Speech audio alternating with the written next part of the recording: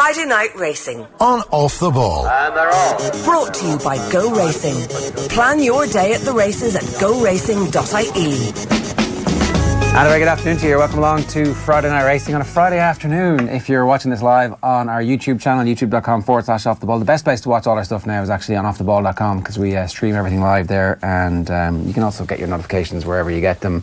But if you're listening to us on the radio this evening, then you are also welcome, and I hope the traffic isn't too bad wherever you are. And in the midst of all that traffic might be Jamie Codd. How are you? Sure. You've got to drive back down the roadworks. Yeah, I'm back down through Nace and back down to Monster Evans, so yeah, thanks for getting me up here on a Friday afternoon. Yeah, sorry about that. Yeah, sorry about that. How are you getting on? Yeah, good. Yeah, very good now.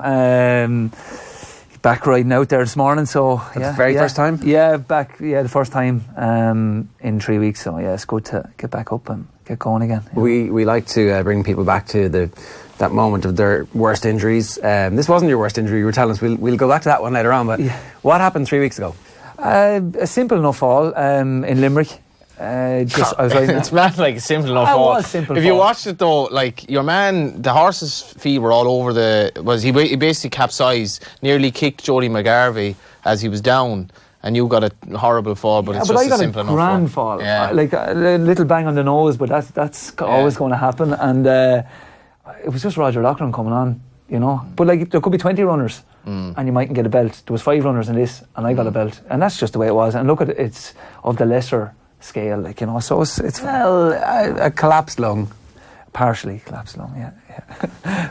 That's important. I remember actually was discussing this earlier. Barry Garrity got injured before Cheltenham, and he had a partially collapsed lung, I think, and he ended up not making Cheltenham, or it was some big meeting that he didn't make. And I was talking to Frank Berry on the Sunday at Nace, so it must have been shortly before Cheltenham, and I said, Frank, what's the prospects of Barry making it? And he goes, yeah, not good, I'd say no. And I said, but he's only a partially collapsed lung, he was saying. And he had a thing about it, and he goes, yeah, you can't get partially pregnant, can you? So every time I hear of a partially collapsed lung, I think of Frank Berry. Yeah. But you've had worse injuries. Oh, of course you have, yeah. No, like if you're only out for 3 weeks, it's not too bad, is it? Do you know? A few other little bangs and breaks, but on a whole, like nothing major, nothing that's kept you know. Hang on. Nothing major. A laceration on your liver. Yeah, but pretty major. No, they are at the time, but once you're back in 3 to 4 months, like, you know, breaking your leg and doing all those things, they're broken bones and they're things that can you fix. So like it's not the end of the world. You're going to miss what you're going to miss, but then you get back and, you know, actually sometimes does, you know, harm to get a little break and get refreshed and recharge the batteries, and away you go again, you know. Do you need to forget about it in a way? A little bit. You can never forget about it, but, you know, you're always reminded. But it is nice to, just to switch off sometimes from racing, and, you know, and that's what injuries do. Like, we don't get holidays as such. Like, there's 1 or 2 weeks during the year where they give you 7 days, like, but it's not. You know, you're not really taking, you don't switch off because you're thinking about the next, but like when you get injured, you can actually switch off, and then you can switch off for however long you're out for. If you have a broken leg and you're going to be out for 12 weeks, you know, that first 4 or 5 weeks before you have to get back into rehab, it's not too bad. Like, you know, you're sitting off there and getting fat and doing all them things, so it's, you know, it's all right. What's your pain threshold like though? I'd be okay. Yeah, I'd have a good pain threshold, I'd say. Yeah, I would. I was a lacerated liver in this. That's sore now. Yeah, that's the sore one. How did that happen? What happened there? Just I was riding in the Banks race in Punchestown, and one of Dennis Murphy's and not Ruby's double, the double closest to the stands, and just took a bit of a liberty at it, and I went out over the bank, and I got a nice little fall again. I was happy enough. And what came rolling down the bank after me was the horse, and he just went boom, bang, get down on just. So it's more pressure than a kick, kind of. Yeah, it's more pressure. Yeah, it's the actual, you know, that hard contact. Yeah. Is it your ribcage that causes the laceration on the liver? No, the liver. The first time I did the liver, that wasn't anything to do with breaking ribs or anything. That I only had a laceration on the liver that time, but by God, that was sore. That's as sore as I thought. Now, I spent 10 days in the ICU in Vincent's, you know, so. Because we were just talking about it, the lads were just talking last night about the injury that Shane Duffy suffered when he was just a young lad, and I think they were talking about 3 litres of blood were lost. Like, that was touch and go, very quick action on behalf of, I think the Mater saved his life. Yeah. Like, it's that kind of level of. It is, but then it's a great organ because heals itself. So once they can control the bleeding and all that, like, it's just... It regenerates. Yeah, exactly. So, like, it's fine, but it took a while now. That was a sore one now, yeah. Yeah, that was the sorest. Do you ever get second thoughts that I'm a little bit crazy here? No, not really, no. I think maybe a little bit crazy anyway, but not any crazier than normal, I suppose. No, always, touch wood so far, always wanted to get back up on a horse, and, you know, if that continues to be like that, I'll do it till... So this morning, does that feel a little bit special then? Is there like it's nice to get back, it is. It's just nice, a little bit of nerve just before you get up? No, it's just that you want to get back. You're sitting there for 3 weeks, basically, and I actually thought maybe I might get back last week, so I was, you know, this week wasn't... I was a little bit anxious this week because I just wanted to get back, and, you know, like... There's the Leopardstown Racing Festival coming up there in 2 weeks, and them are the days you want to be back for, you know. Yeah. When the lung collapses, do you know straight away? I didn't. No, I never had a collapsed lung before, so I didn't. I just thought the ribs were broke, and like once I got up and got my breath, I walked to the ambulance. But then I went downhill a bit. Then after that again, right. You know. But in fairness to Richie Down, he was down there, the doctor on the day, and he said it. And I getting into the ambulance, he said, "No," I said, "It's your lung." He said, "So, you know." Fair play to him. Yeah, and are you gasping for breath at that point? Yeah, I was fairly gasping now. But yeah, no, it was. It was fine. Yeah. Were you ever a smoker? Or? I did. I smoked from I was 15 until about 28 or 9. It's the first illegal pursuit you're going to mention on the show. I met my good wife then and went off. Robin just said there's no... Well, I'd say if you were smoking, when things like that happen, when you're just like, gee, hang on a sec, these matter. And I'd say when you're gasping for breath, you're like, you appreciate just being able to... Probably now, yeah. It must be like one of the most frightening things in the world when you're running out of oxygen. You're just like, oh God, what can I do here? Like, it's fucking scary now, I'd say. Alright, I wouldn't like it. Yeah. Do you need match fitness? When you were riding out this morning, were you as good at riding? I know it's riding out, it's not a race, but like, do you feel like, I'm this straight away, I know exactly what I'm doing again, or do you need a little bit of time to get... No, it's like riding a bike. You don't lose it, but it's just to actually get comfortable back on a horse. Do you know that you're not in pain or anything like that? And thankfully I wasn't this morning, so touch wood now in another 5 or 6 days' time, I should be good to, get passed by the doctor early or maybe late next week. And then the lads that break their legs though, like, and the lads that you can see are nearly hobbling in normal walk now, and there are a few jockeys who are not actually walking as normal because of the injuries. Does that affect you in your sit on a horse and how you crouch and all that, when clearly you are a bit injured from just war wounds, really like? Yeah, it would. Like I broke my left femur twice, so my left leg is a fraction shorter than the right leg, obviously. Because of the brakes? Yeah, because of the brakes. And there was a time then when I broke that leg then that I had a few pins in at the hip, and I had to get them taken out because basically they were causing pain, aggravation in the hip, like, and you're sideways, like, after it. You don't know where to, you're kind of, you're trying to take the pressure off there, so you're actually putting more pressure on another part of your body, and it's hard, and lads do it, like, in fairness, you go through the pain barrier, but to be fair, being a jockey as well, you're not a runner, you're not playing hurling or football, or you're not, you have a horse underneath you doing the work for you. So basically, once you can get comfortable and you're not in much pain, even if you're out of line a small bit, you get away with it. You'll get away with it, yeah, definitely. You have to love it though to put. You have to love everything though, don't you? Like, so we don't put our body through the ringer to do this. Like, we know there's occasional threats to Johnny's life if he tips a bad horse or says something ridiculous about whoever, the GAA generally. But like, we're grand. It's every day there's, as Ruby says, there's an ambulance following you guys around when you're doing your work. There is, and it is. But like, look, it's a sport we love, and we love horses, and it kind of that makes up for the whole thing, and riding winners and being a part of the whole thing. It's the winners thing. Is that the drug in the middle of all this that is the adrenaline? Winning is what drives you, really. Like, it drives you in anything from playing hurling and football when you're younger there to whatever you're doing along in a sport. You want to win, you want to compete, and you want to try and be as good as you can be, really. And you need a lot of luck along the way. How do you compare the winning compared to jumping a fence at speed, like? Because that's the thrill, and then winning is maybe the kick or whatever. But jeez, if I could get away with winning and not having to Jump the fences should be grand. But no, the thrill of jumping fences, yeah, it is that as well. Yeah, there's a great buzz off it. Yeah, you know. Imagine Patrick Mullins, like, for an amateur rider getting to spin on Duvan at Cheltenham last year, like, must be nothing better than that, really. Yeah.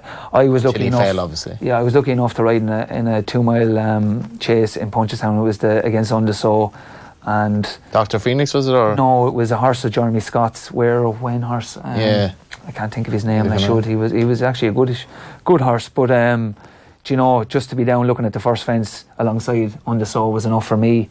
And I got a great kick out of riding in that 2 mile speed around Punchestown, good ground. You know, it's like it's a great kick, like, you know. Yeah. So you're one of the most successful amateur jockeys in the history of the sport. At what point do you decide that you're going to remain amateur? Is it 16, 17 when you realise that that's your course in the... Or is it like... No, Did you weight-wise, you would have been all right, would you? Weight I might have been okay. I tell you, I started in Willie Mullins's, and I got going there. I was there a couple of years and I got a couple of rides and everything was fine, and started to get a couple of winners. And I asked him one day, he probably wouldn't remember, but I said it to him one day. I said, geez, Willie, I was thinking maybe I might turn professional. And he kind of just looked around and very quick he just said, I think you should stay at what you're doing.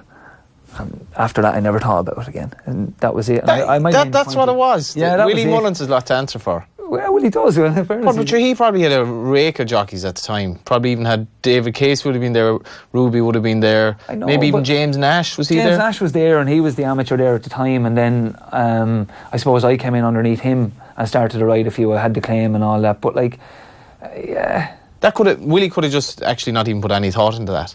Yeah, but I was still 10.5 stone at that stage. Like, and what age? Do you know? So you're. That's manageable, though. It's manageable, but I like my food now.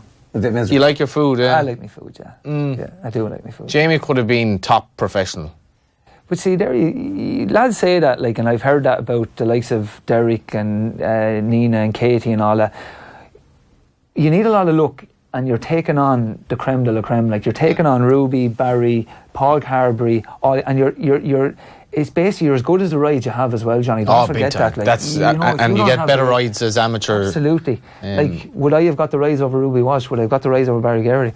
I don't think so. Do you know? But you never got the chance to become that everyday professional because you went down that different route of point-to-points and bumpers, more or less.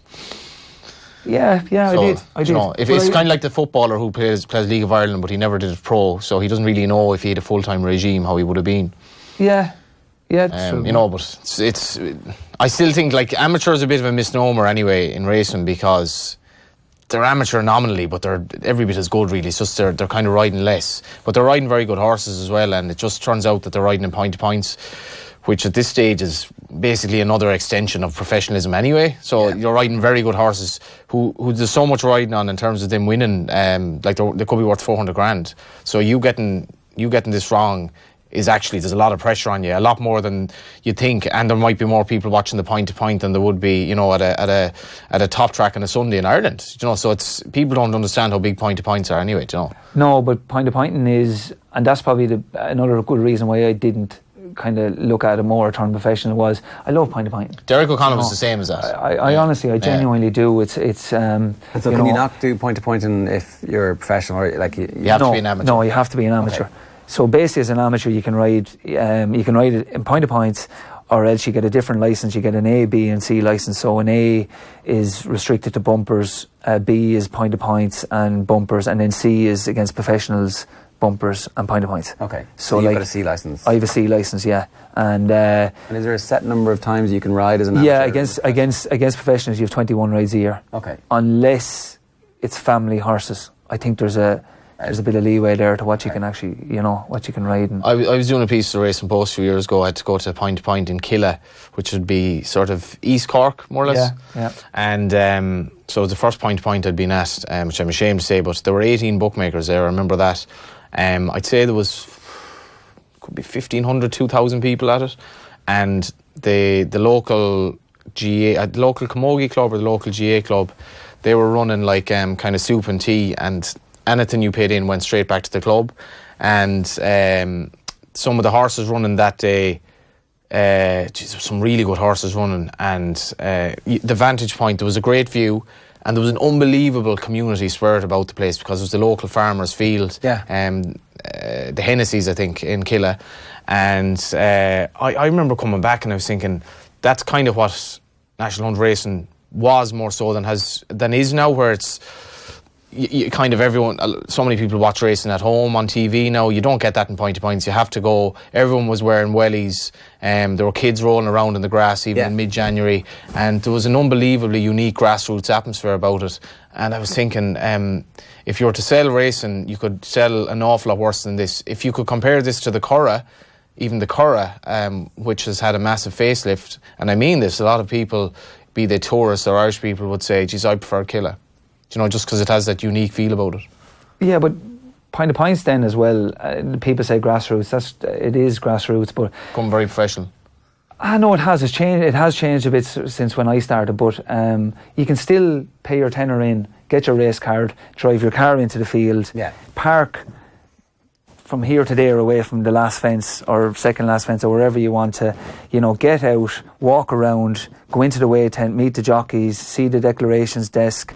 You can go down, see a horse being saddled. You know, like it's, you know, for €10 in or whatever it is on the day, like it's, you know, it's amazing what you can see, like, whereas you're just not restricted, you know. What you're thinking as well is, like, if this could be my father's field turned into a racetrack, and just to get that into your head, like, because that's what it is effectively. You must have seen a significant change in it, though, in the level and the quality of the horses. There was a stat, I think, that 25% of the entries in Cheltenham last year had their start in a point-to-point in a field in Ireland. Yeah. That's ridiculous. It's amazing. It is, but it's been going on a long time now. Like, it hasn't just... I suppose the sales has brought it to more prominence, really, you know. But, like, there's been some great point-to-point people over the years, like the Costellos and all down from Clare, like, and they've been at this a long time. But were they ahead of their time then? We'll say Best Mate and all that. Were they, like, Best Mate obviously came through that, but now it's like every second horse, like Malone Road just turns up, Sam Crow turns up. Yeah, but there's more producers doing it, like Padgeberry back in the day, like they were just, as you say, ahead of the game. But nowadays, like, it is more of a business.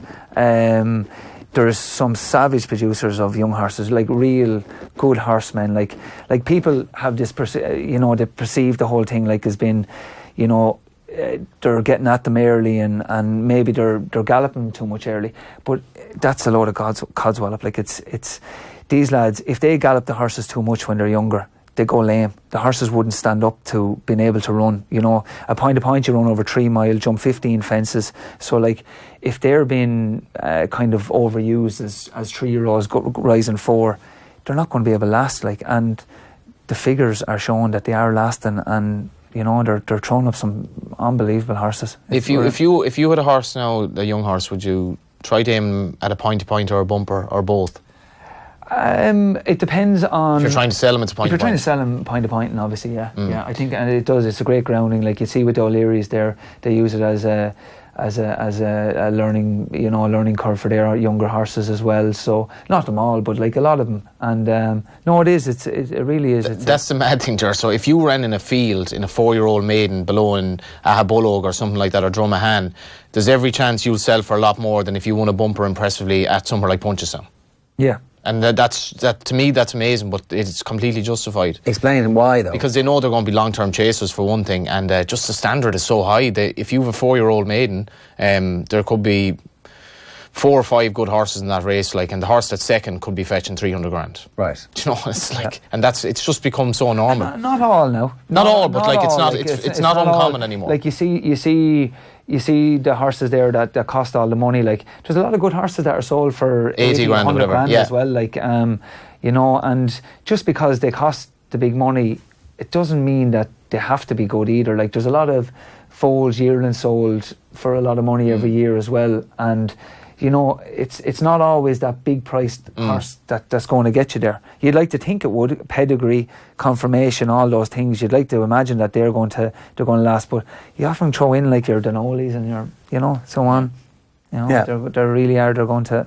Its place in the hierarchy is interesting, and seems to be seems to have changed a little bit. Like it's a far more pronounced scouting network for, like, it's kind of an academy system really for the 3 and 4 year olds. It's the biggest academy going now. It's more so than bumpers.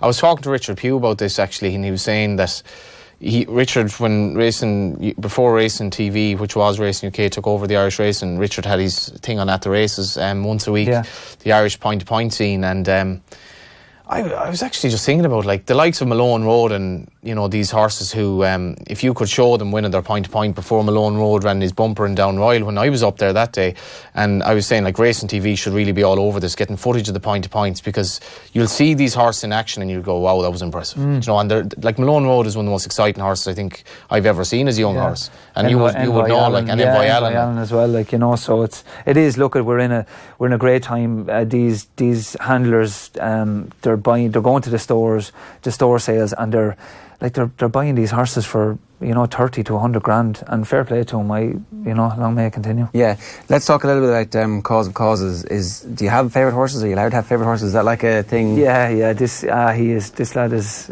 he's my favourite horse anyway. Do you know, like 3 Cheltenham Festival winners, second in the Aintree National. Like, that's not bad. Nah, that's what you want. Like, and he's not the height of the table. Like, you know. He's a dinger, an absolute dinger. He was good to me, and he's having a good retirement down in Martinstown now in JP, so it's great for him. When was the first time you had a ride with Cause of Causes? The first time was the 4 mile. Yeah, the 4 mile in Cheltenham. The first 15. Right. Yeah, just I should know that, but I was going to say about 5 years ago. Yeah.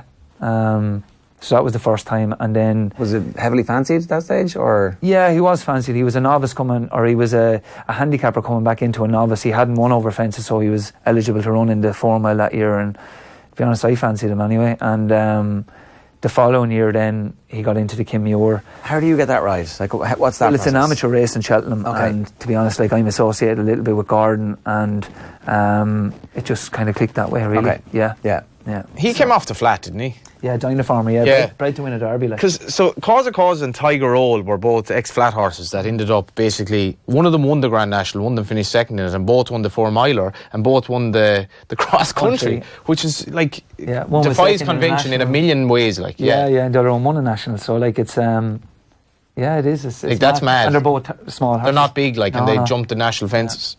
Yeah, they're both small horses. Which just shows I suppose the attitude they have for jumping a fence as opposed to the aptitude, like, because they obviously just like it, and sometimes as well, I don't know, if you're actually a little bit smaller, you can be a bit slicker at them maybe at times. Where you're big, you can be a bit cumbersome, like, possibly, you know, because otherwise I can't explain it. Like, how can he jump a national fence? Neither of them are blessed with scope. Like, scope is like going down to a fence, how far you can take off or how far you can land at the far side of it. So, like, that, you have to be nimble. So these horses are just very nimble. They're as good to the board of a fence. So you get right up to it. Yeah, they can get right in and just they tuck up with their front legs. They're class. Like, how is that to ride then compared to the horse with scope? Like, Astra Scope is brilliant. Like, you see Henry the Bromhead's horse, that special Tiara, go off, and next thing he lets fly, or Kato Star or whatever. It looks visually is brilliant, and it does. But I often find that horses are expending more energy by doing it. I prefer a horse. Cover more ground. Like. Absolutely, but like, to do those big, fantastic leaps, honestly, it looks great, and when you're on them, savage. But like, during a race, you want to be conserving energy, and then, you know, so once you're popping away there and doing that without losing ground, they're in their rhythm, like. Of course they are. Yeah. All right, I want to just remind everybody that we're going to be previewing the Dublin Racing Festival from the Sugar Club next Thursday. That's the 24th of January. It's an all-star lineup from the world of racing and beyond. Some war stories from Niall Quinn and Nicky English alongside Kevin Kilban. Davy Russell, Rachel Blackmore, Patrick Mullins are all going to be there. Johnny Ward's going to be there. John Duggan's going to be there. We'll be previewing a massive weekend of racing taking place at Leopardstown on the 2nd and 3rd of February, where top jockeys and trainers will be competing in 14 races, 8 Grade 1s, and €1.8 million in prize money. So our night is going to be an exclusive off-air event. The only way to enjoy it is to be there on the night. Keep listed off the ball for your chance to win the very last remaining VIP tickets. It's all with thanks to the Dublin Racing Festival at Leopardstown Racecourse on Saturday the 2nd and Sunday the 3rd of February. You can get your tickets for the festival itself at leopardstown.com. We've been talking a good bit about the going and how it is completely changing the makeup of certain horses' seasons. We're hearing Presenting Percy, which at the moment is the favourite for the Magners Cheltenham Gold Cup, is going to be in action in Goran next Thursday. Yeah, he's suppose if you're talking about conventional chasers and cause of causes and Tiger Roll, the campaigning that Presenting Percy got last season was, without a shadow of a doubt, the oddest campaign I've ever seen of a good horse. And only Pat Kelly, who's a very enigmatic fellow Galway man, could have manufactured his campaign in that he started off in a beginner's chase at Galway against Maldini, who was a second season novice, owned by the same connection, owned by Philip Reynolds and trained by Pat. He then went to a novice race, a graded race, in which he was beaten. He then rocked up in the Porterstown Handicap, which is an all-age senior race, over 3 miles 5 on heavy ground. He was top weight. He won. He then went for the Galmoy Hurdle, which he won. And he then went for a grade 2 senior chase, which he was second in to our Duke. And he then went back to a novice race at Cheltenham. And there's so much, like no other trainer would do that. But it didn't do any harm. And I love to see horses mixed in hurdles and fences in a season. I think it might actually be no harm to them. He's a brilliant jumper of fences, but hopefully he'll come to the Galmoy Hurdle. We had Philip Reynolds as a backup today if Jamie reneged on us, but Philip said he might come on later in the season, but he just hopes for a bit of rain, and I think it's yielding ground at Gorn at the moment, but there is rain forecast. Lorcan Wire, the clerk of the course at Leopardstown, he was he was nearly jumping up and down when he said we're 40 to 50 mil, and I think he repeated it to Kevin O'Ryan. He said 40 to 50 mil. And as somebody who's lived in Dublin last year, I can't remember it raining in Dublin. I genuinely cannot remember. It was raining the other day and I was like, what is this? I can't reiterate enough how odd this last 8 months has been with the drought, with extreme heat, with no cold weather. They had a story in the Irish Times this week. It was like big chill on the way, and they were like, it might get to -3. Yeah. It's like, we're in January. How is this even a story? And it didn't get to -3. It hasn't even been that cold. No, it's a bit chilly today. A bit chilly, so hopefully the rain will come, but I think it is coming. But I just found it insane and very, very worrying. I've kind of probably gone on about it a bit, but I do think it's very worrying for racing.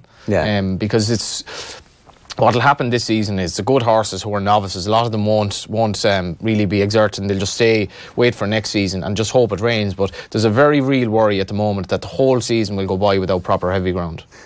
I'm reliably informed by our weatherman from Donegal. There's a cold spell coming from the east next week and it could snow, so that wouldn't be great. Snow would help. The milkman in Donegal. Yeah. A man who goes by the flowers or something, is it? No, Enda from Donegal. Enda, in the office there. Yeah. It is alarming though, like for racing, and why is it alarming for racing? Because I don't know if you can plan anything anymore, and the amount of horses like this season for owners, for a lot of owners, has been an absolute calamity because they just haven't been able to run their horses. Willie Mullins has run horses in 3 races over the 14 races in Ireland this weekend, which is the middle of January. That's unheard of. He just won't run them on this ground.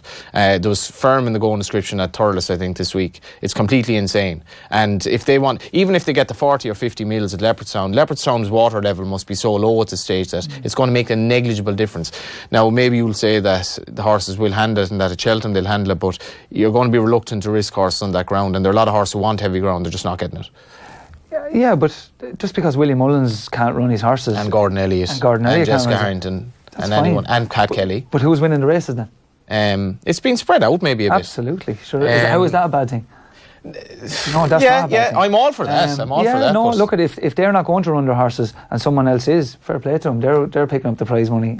It's the longer term weather inconsistency that I'm worried about. That the seasons don't seem to exist anymore. Do you know what I mean? Like, it's just what winter have we had? We have had no rain and it's probably been about 8 degrees, 10 degrees nearly every day. We could have a February, March winter like we did last year. That's it, like, that's possible.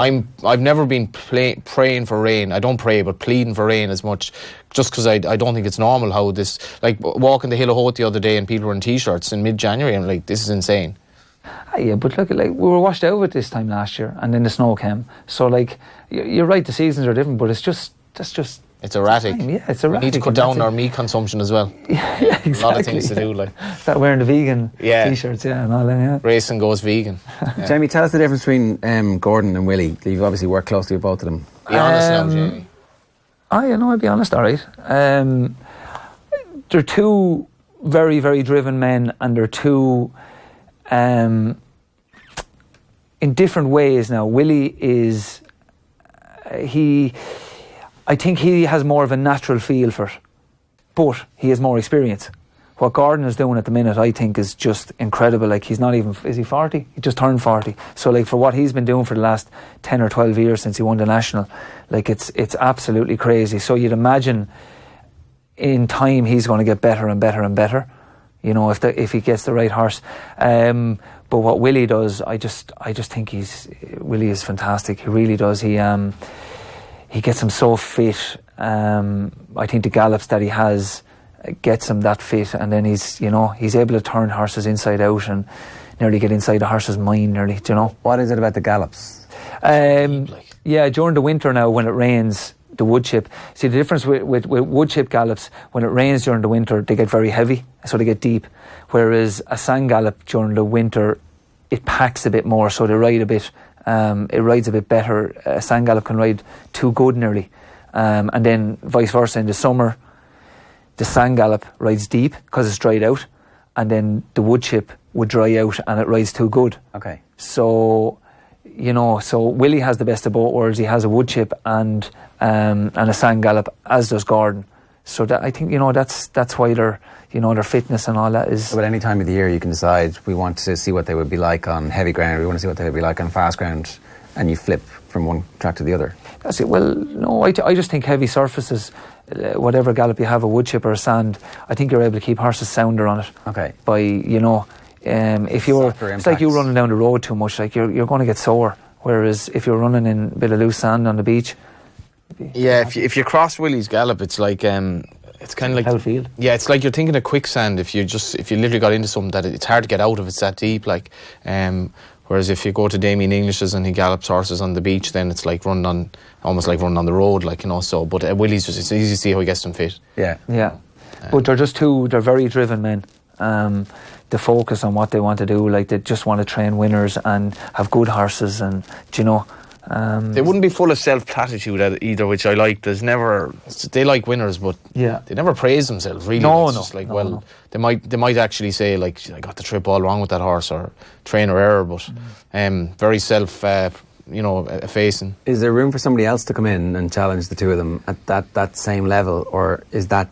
Well, like Joseph is definitely, more runners he's only, he's 23 or 4, like, so...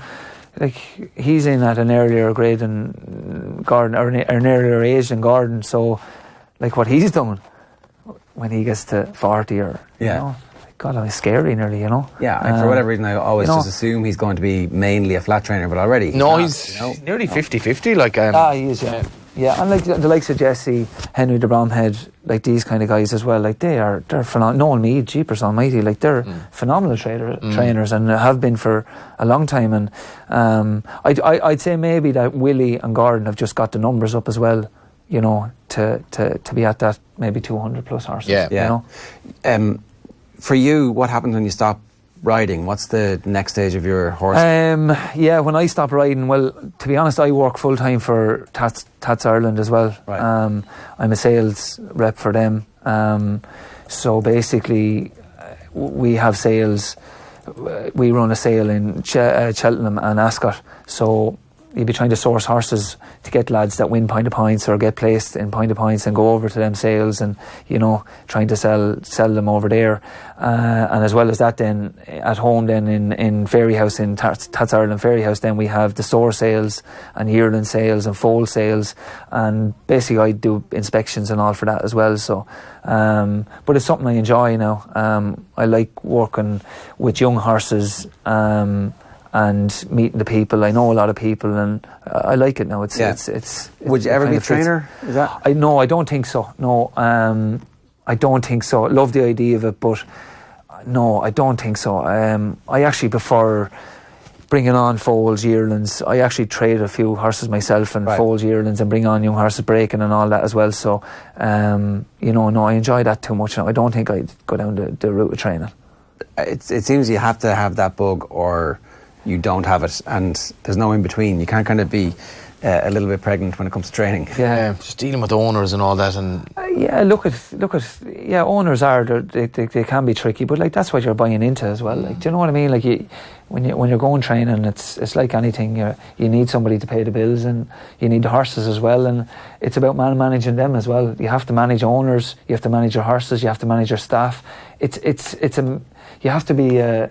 You've so many aspects of planning the right race. Honestly, knowing when the horse should or is over the top, knowing how to bring a horse on with the view to next year, but knowing that the owner wants them to run now, and like there's so many things. You have to be diplomat. You have to be. There's so many good people out there as well. Like there's so many people can train horses, but it's probably bringing that all together to manage the whole thing. Like there's a bang average trainer who can basically go to the bar and get an owner just by socialising, and then there's a really good trainer who just doesn't do that. He's too quiet, and a lot of them are somewhere in between. That's right. So, okay. Let's move on and look at some of the races at the weekend then. A reminder, Friday Night Racing is brought to you by goracing.ie. You should check out that website in advance to help you plan your day at the racecourse.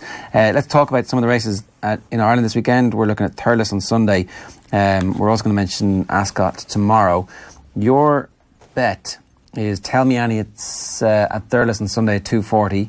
And a reminder that we finished second last week at Fairyhouse, but our injured jockeys charity pot stands at €1,485, which is exactly what it was last week.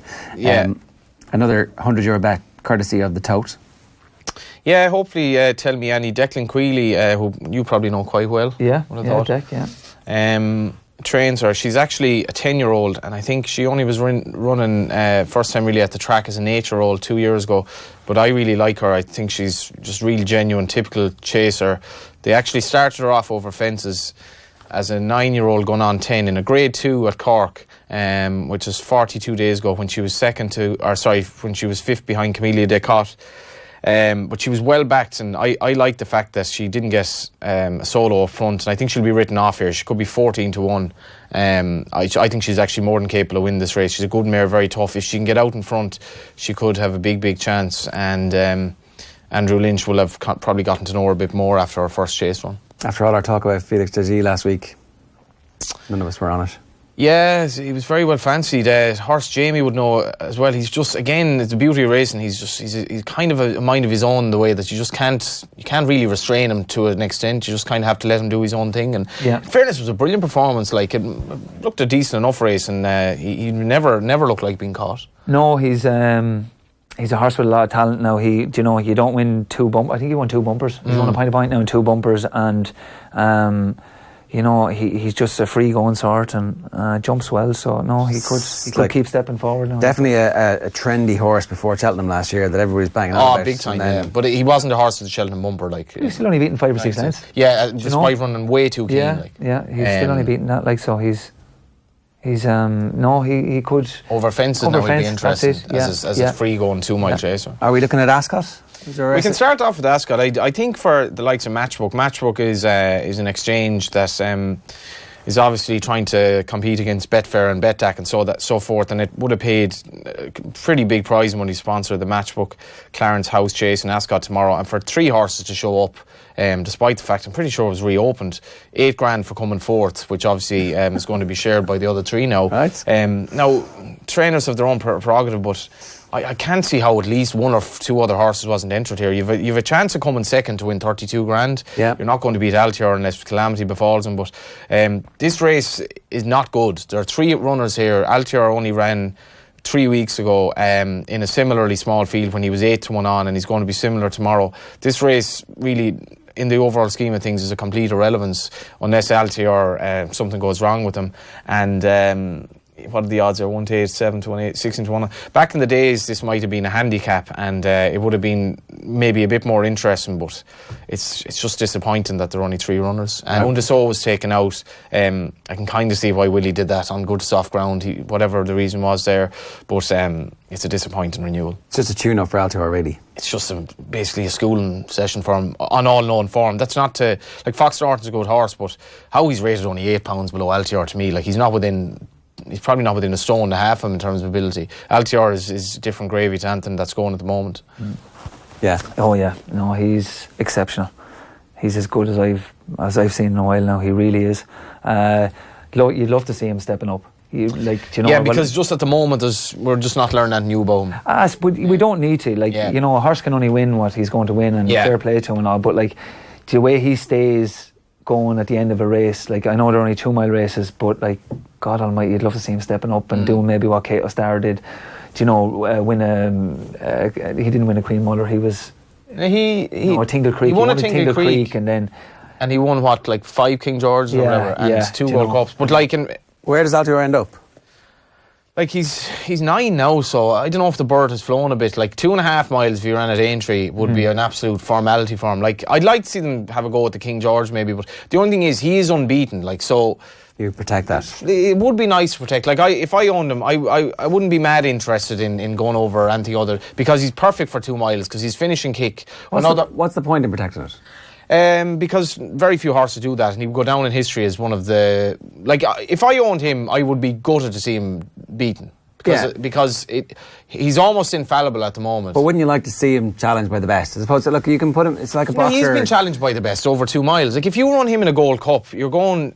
It's almost double as long with everything you consider. The fact that he has to slow down, he has to settle, he has to get up the hill after 3 miles and 2.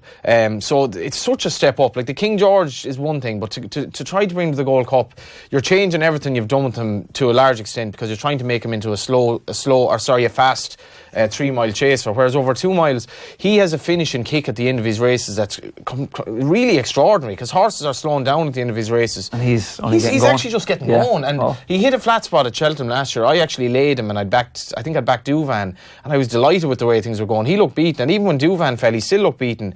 He ended up winning by 6 lengths, and it was just I remember Paul Townend when he was on here, he was I just could not believe the finishing kick he has. It was the same, every time he does it, he's the same, and seems to just turn in. And I guess my point is, you'd like to see him challenged in by whoever that is. You need a rival for these horses to capture the public's imagination. If he wins by 20 lengths, which he probably will at Ascot on Saturday, everybody's going, so what? If he took on Footpad and the Queen Mother, it would be something of a race. Do you know what I mean? Potentially, anyway. There aren't much else out there at the moment, but I don't know, Jamie's. If you're at the end of the season, he's 9. It's not that he's not. So you're where do we go now? Are we going to have one shot at 3 miles? I don't know. As a sporting gesture, it'd be great, but but look at Faheen. He had to step up. Yeah, you know what I mean? But he was done though. At 2 miles, he was going nowhere. Yeah, no, absolutely. But maybe you don't know what next year might bring. You just don't know. So, but at the minute, he's a jet. He's so good. If Nicky Henderson said right now he's going to run in the King George in December, it'd be very interesting to see what price bookmakers would make him. He'd probably be maybe even money, something like that, because he's definitely the best horse in the race. But 3 miles and 2 miles is a big difference. Yeah. So anyone who's listening maybe can say I don't have a future in odds compiling, but it'd be interesting. You never know though, because Nicky as well, might fight is kind of possibly his future is up in the air at the moment. If the owner, I don't know the owners at all, but you never know. It'd be great to see, because at the moment he's just miles ahead of everything over 2 miles. All right. So is it any more in Ascot you want to talk about, or are we going straight to Turles? In fairness, a couple of nice races tomorrow in Haydock. 3 Grade 2 races, and they're calling a race after the new one, which I think is fairly bizarre. For he was a good horse, but to be calling a race after him is smacks of kind of English sentimentality. But in any event, I do like Global Citizen there to make all the running. He's a free-going horse, Jamie, but he will get... As the empire crumbles, Johnny, what else are we to do but celebrate its dying days? Yeah. English people... Yeah, well, this is it, yeah. The English people, they are a different breed to us, and they kind of... Sometimes they look more favourably on animals than humans in many ways, and I think they're very soppy about horses, which I wouldn't quite be, and they're very soppy about horses like the new one. I don't think he did enough to get a race named after him, but... so be it. Anyway, I like Global Citizen and that in the 240. All right. A reminder as well, you can get the Tote Best Price Guarantee on this weekend's racing at Navan and Turles on the Tote.com. Do we want to talk about the other race, Turles, the 10 past 2? Yeah. Total Recall. To get Jamie's view on this. Tout est permis. This would probably more back up Jamie's kind of everything will be fine about the ground, because actually this is a good race with invitation only, 2 a Permi and Total Recall among 3 in it. Now, Invitation Only and Total Recall were 2nd and 3rd behind Album Photo on Tremore's big day on New Year's Day. But 2 a Permi, who went from Mousemorris to Old Mead. He won the Tri-Town. I don't think dropping back in trip would be a problem. He's in great form. Sean Flanagan, the would-be pilot, we had him on lately. He's very happy with him. I don't know what you fancy in it. Total Recall, obviously, it was unbelievable last season. Yeah, Total Recall. I thought maybe a sub-lieutenant came back to any bit of form if the ground was nice. Yeah. I thought he just to get his ground anyway. Yeah. So like, I thought sub-lieutenant now his last couple of runs they've been fine, but in good company. So what was it, 2.5? Yeah. 2.5 will be back in his favour, and yeah, I like sub-lieutenant for that. Right, good race actually, in fairness. Yeah, it is. It's great to see a good draw going down to Turles as well. Like they do a fantastic job down there. Turles actually feels a bit more like a point in a way, like it's real grassroots, like on a Thursday. No, it's not. Why do you say that? Because it's real, like grassroots racing people are there, like. I suppose, but it's still a bit old-fashioned in its makeup. Yeah, it is, well, but I like Turles. I love Turles. Yeah. Even when he's trying to be nice, he ends up insulting people. That's our job. It's kind of like that, isn't it, Jar? But no, Turles they do a great job down there, and when everywhere else is underwater, Turles always survives. This is the thing. It's a fantastic venue, and if we didn't have it, we'd be big time. Turles was Ireland's only all-weather track until Dundalk came along, and when Turles has to call off a meeting, global warming is here. Like. Yeah. Jamie, it wouldn't be right if we didn't pay our respects to your brother who died last February. We've spoken before about racing having a proper community feel, and you kind of only really fully understand that when you see it in action, and I hope that your family kind of experienced that a little bit in the aftermath of your brother's passing. Yeah, I suppose when you're dealing with tragedy, look, at this was the biggest thing ever to come on our family, but the goodwill of people it's an incredible thing, from the locals in our community, to rally around, and still rallying around Mum and Dad down home, and my two sisters, Lisa and Zoe. It's incredible, and for racing as well. Like nobody forgets, and people have been fantastic, and it's heartwarming. Yeah, it's a sport like that, but it is a way of life. Really, it's a lifestyle that people have to be committed to. That you kind of have to get up every day, and it is a 7-day-a-week thing, caring for animals, and I think that's one of the things that outside of racing you don't fully understand, and that's why people stick around together, and that's why people rally together. Yeah, look, when you're out there you're in competition against someone, but like when it's all over, then you have to get on with people, and racing is it's close knit, and long may it continue. Anything that's ever happened big in racing, they really come together, and it's marvellous. It really is. Jamie, when are you back riding races as opposed to just riding out? I don't know. Today was the first morning, so I done a little bit this morning, and I'll keep at it. So I'm hoping to be back now for next weekend, proper, and then we'll see how it goes from there. Does the doctor have to sign you off and say, you're grand? Yeah, so hopefully now you're looking now and seeing how... Are you like pretending that, no, I'm fine? Who's better, Envoy Allen or Malone Road?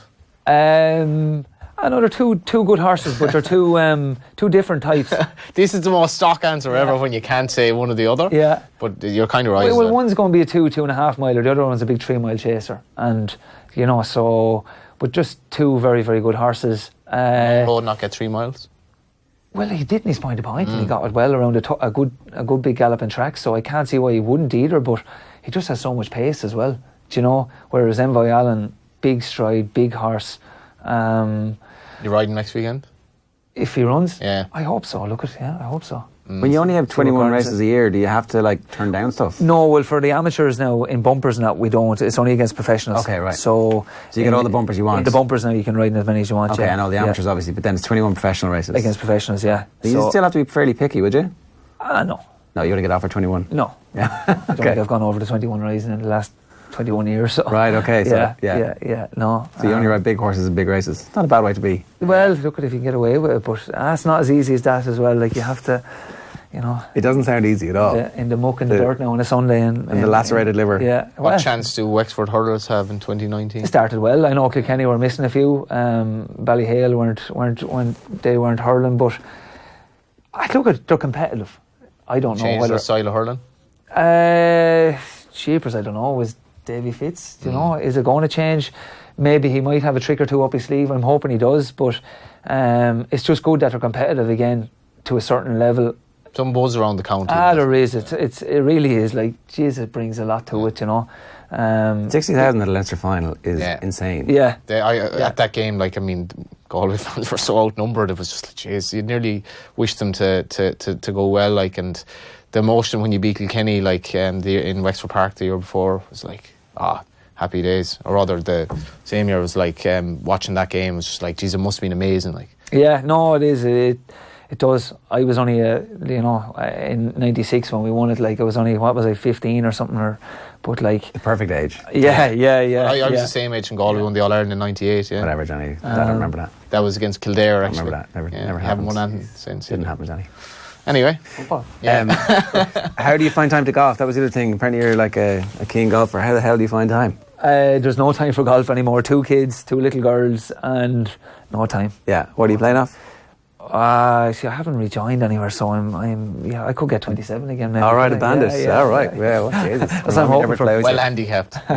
Jamie, good stuff. Thanks very much. Best of luck with the return from injury. Thank you. That's Friday Night Racing this week. A reminder, of course, it's brought to you in association with GoRacing.ie. Check out that website in advance of any of your trips to the race courses and enjoy them this weekend wherever you go. Thanks very much. Friday Night Racing on Off the Ball. And they're off. Brought to you by Go Racing. Plan your day at the races at goracing.ie.